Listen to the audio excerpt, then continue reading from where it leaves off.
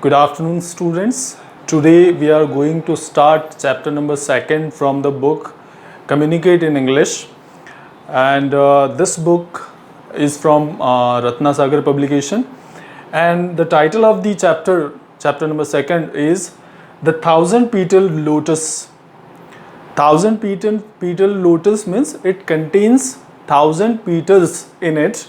One flower contains 1,000 petals in it. That is called 1,000 petal lotus flower. So this story revolves around a lotus flower which has 1,000 petals in it. And besides this, the main protagonist, the chief protagonist of this story is King Vikram. You might have heard about King Vikram from legends, from mythologies. Okay. Now, before starting the chapter, let's look at the prologue of this story. So, the prologue says, King Vikram was a legendary king of ancient India. In stories, he is often portrayed as the ideal king and is known for his generosity, courage and justice. Means, King Vikram is the legendary character in India, and he is known as the courageous, generous and just character in the history. He also greatly respected and supported persons of learning. Means King Vikram always supported the persons, the fellows who are always who take interest in learning. So he always supported and respected those fellows. Now, he appears in hundreds of traditional Indian legends, including those in Betal Pachisi, Vikram and Betal, and Sinhasan Batisi. You might have heard about these two legends from India, like Betal Pachisi. If you remember, there was a story which was telecast on DD National, that is known as Vikram Betal. So that story, this character belongs from the same story. And one more legend is there, Sinhasan Batisi. Now, there is a story behind this Sinhasan Batisi also. There were 32 angels on the throne of King Vikram. Okay, that story we'll discuss after some time. Now, some scholars say that King Vikram was not a real person because many stories about him are fantastic in nature. There are some people, there are some scholars in India who believe that King Vikram is not a real character and he is an imaginary character in history. But it's not so. We have heard about King Vikram from our ancestors, from our elders and even from the legends. So let's start with this story. This was the prologue. Many years ago, when today was just a dream, there lived a king called Vikram. Many years ago, there lived a king and his name was Vikram, King Vikram. So once he went to the forest and then he went to the forest for hunting with his man.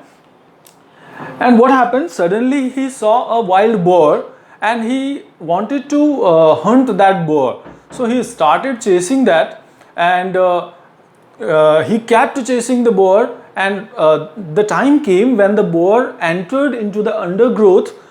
Undergrowth means deep, dense forest. So the boar entered into that deep forest, and the king also chased, the king kept chasing the boar, and the king was behind him. So the king also entered the dense forest, and after entering there, his men were left behind. So he was totally alone now and he was lost in the forest. Now what happened? When he was lost, so he kept riding on his horse and riding for a long time on his horse, he reached a lake.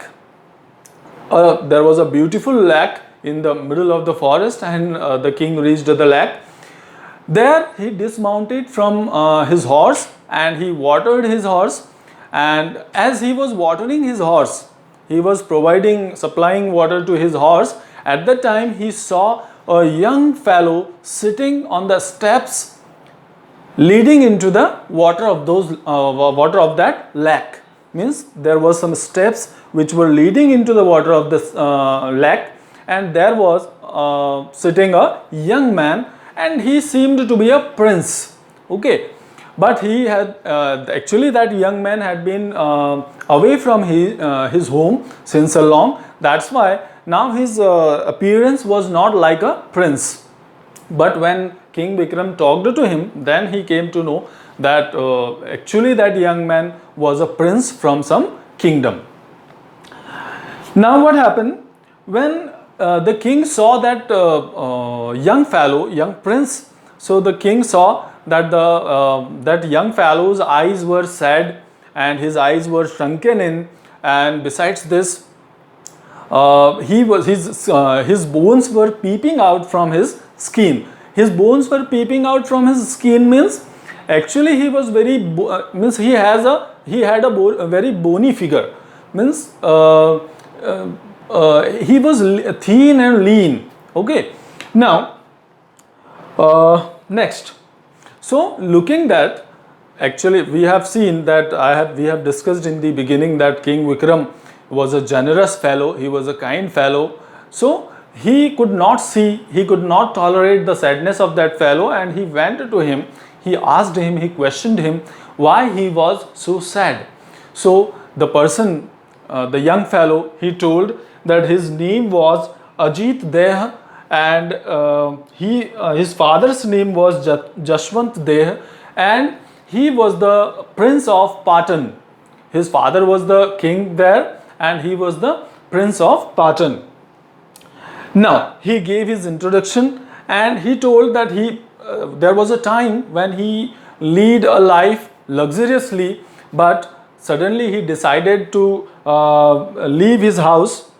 He decided to go on a pilgrimage, and he decided to visit some sacred shrines.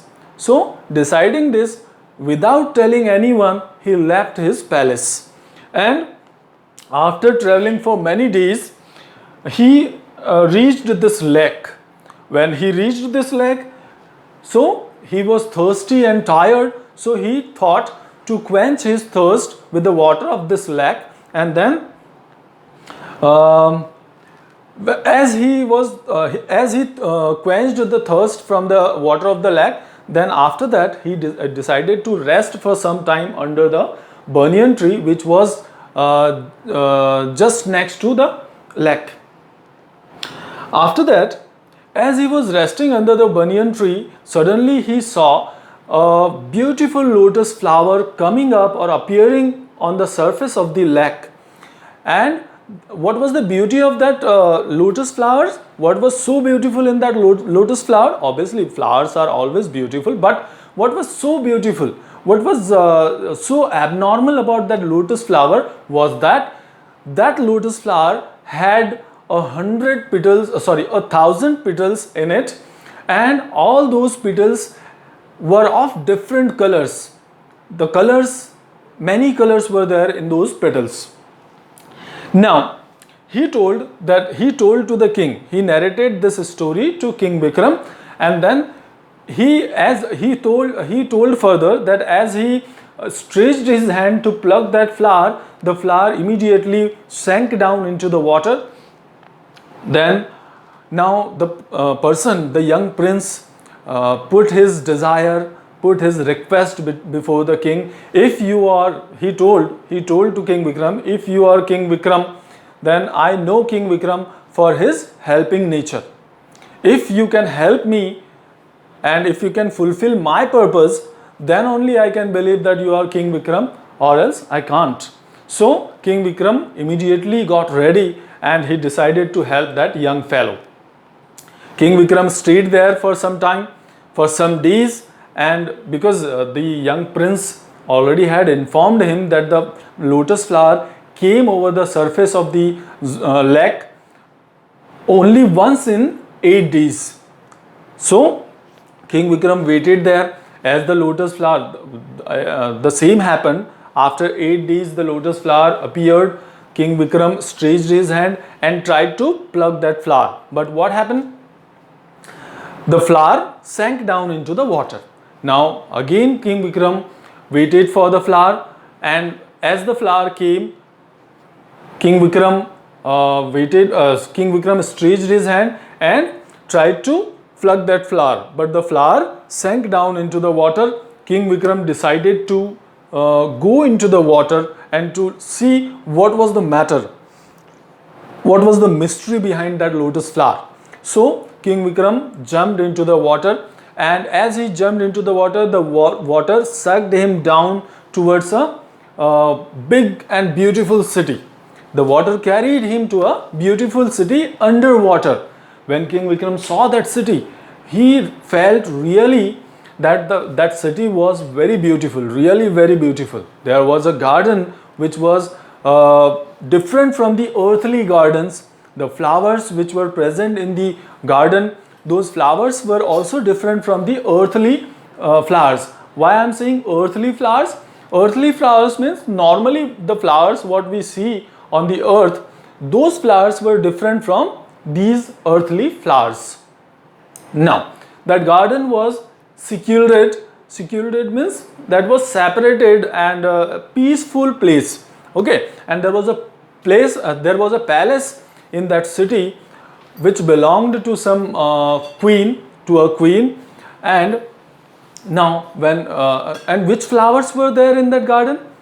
Actually those flowers were lotus flowers, and those flowers also, there were hundreds of flowers in that garden, thousands of flowers, and each flower contained thousands of petals. So King Vikram decided to pluck that flower for that young prince. So what happened? As he stretched his hand to pluck that flower, a loud cry shouted on him. He heard a loud cry, and suddenly some guards rushed out of the palace and covered King Vikram from all around. King Vikram was a brave person, valiant person, so he fought all of them. Now, meanwhile, a young lady, a young beautiful lady came to the scene, and she asked King Vikram who he was and what was the purpose of coming to their city. So, and she also told that no mortal person can enter their city. Then how had he managed to enter their city? Because King Vikram was a mortal person. Immortal means the person who cannot die, and we know very well, if King Vikram had been immortal, he would have been living now. So he was a mortal person, but still he managed to enter their city. And after that, the lady asked these questions. So King Vikram told everything, told about the story of that young prince. And after listening the whole story of that young prince, and after listening about the helping nature of King Vikram, the lady was impressed with King's bravery and generosity and kindness. So she told King Vikram that everything present over there in that city, everything of that city, even the palace and the riches of the palace, everything was under the she offered everything to the king. That she told to the king that King Vikram had all the rights over all the riches, over the palace, over everything of that city, because that city belonged to that queen. After this, he told that I need only flowers. So the queen herself went there, and she plucked hundreds of flowers, hundreds of blossoms of those flowers, and brought those handed over those blossoms to King Vikram. King Vikram, carrying those blossoms of lotus flower, came over the surface of the lake, and then he came and he handed over those 100 blossoms of lotus flower to that young prince. The young prince, after getting those lotus flowers, hundreds of lotus flowers, he was overjoyed. Overjoyed means he was filled with happiness. He was very much happy after getting those flowers. Now, After handing over those flowers to the young prince, King Vikram narrated the story of that beautiful city before this young prince. When he narrated everything, and when he narrated about the beauty, about the beautiful things of that city, about the palace, about the queen, everything, when he narrated these things before young prince, the young prince started feeling jealous of King Vikram. And instead of saying thanks to King Vikram, he, on the contrary, he told that whatever King Vikram could experience, whatever King Vikram could see, that was just because of young prince, just because of him. He told so. Young prince told so. And because why? He gave the logic that if I had not sent you, you would not have been able to see all those beautiful things. Even you would not have been able to meet that queen. Okay. So if that queen had offered you, if that queen had offered anything to King Vikram, those things were offered to King Vikram just because of that young prince. This was believed by the young prince. So then King Vikram told that neither I want anything from that queen, nor I want anything from you. Okay, saying this, King Vikram told that if you are brave enough, you can yourself go into the water and you can go to that city. Okay, and there is nothing impossible for the brave fellows. Saying this, King Vikram mounted on his horse and he rode away from that place. He left that young prince behind and he rode on his horse. So this chapter ends here. Now, thanks for watching my video. All the very best.